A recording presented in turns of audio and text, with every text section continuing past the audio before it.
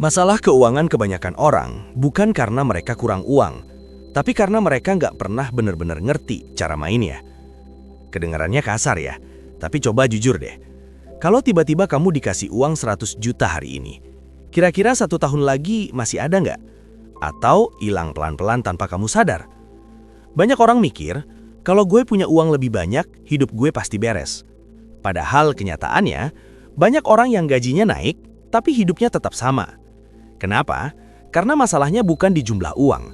Masalahnya ada di cara kamu memperlakukan uang. Ini yang jarang banget dibahas. Kita diajarin cari uang, tapi nggak pernah diajarin cara mengelola dan berpikir tentang uang. 1. Kamu menganggap uang itu untuk dihabiskan. Kebanyakan orang punya mindset simple.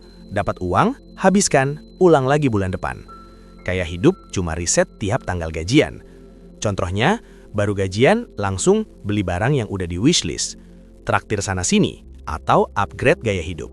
Bukan salah sih, tapi kalau terus begini, uangmu cuma numpang lewat, bukan kerja untuk kamu. Insight-nya, orang yang secara finansial maju melihat uang bukan sebagai alat untuk senang-senang sekarang, tapi sebagai alat untuk membuat lebih banyak uang. 2. Kamu fokus terlalu kecil. Banyak orang sibuk banget mikirin hemat 5.000, hemat 10.000. Tapi di saat yang sama, mereka nggak pernah mikir gimana cara nambah penghasilan 1 juta.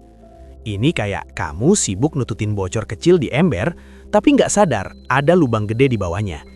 Hemat itu penting, tapi kalau cuma hemat tanpa nambah pemasukan, ya capek sendiri. Insight-nya, game finansial bukan cuma soal mengurangi pengeluaran, tapi juga memperbesar kemampuan menghasilkan. 3. Kamu menunda belajar tentang uang. Ini yang paling sering kejadian. Banyak orang bilang, nanti aja deh belajar investasi kalau udah punya uang. Padahal justru karena kamu belum ngerti, uangmu nggak pernah nambah. Lucunya lagi, orang rela habisin waktu berjam-jam scroll sosmed. Tapi 10 menit belajar soal keuangan aja berat banget. Realitanya, kalau kamu nggak belajar, kamu bakal terus kerja untuk uang, bukan uang yang kerja untuk kamu. 4. Kamu terjebak gaya hidup, bukan kemajuan. Ini bahaya banget. Semakin kamu menghasilkan lebih, semakin kamu tergoda untuk terlihat lebih. Beli barang yang sebenarnya nggak perlu, cuma supaya kelihatan naik level. Padahal aslinya, keuanganmu jalan di tempat.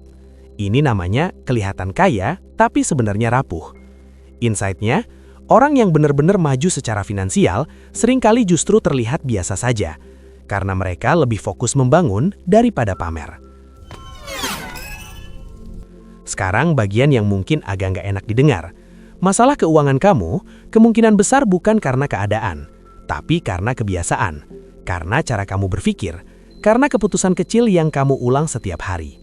Bukan dunia yang menahan kamu, tapi pola hidup yang kamu biarkan.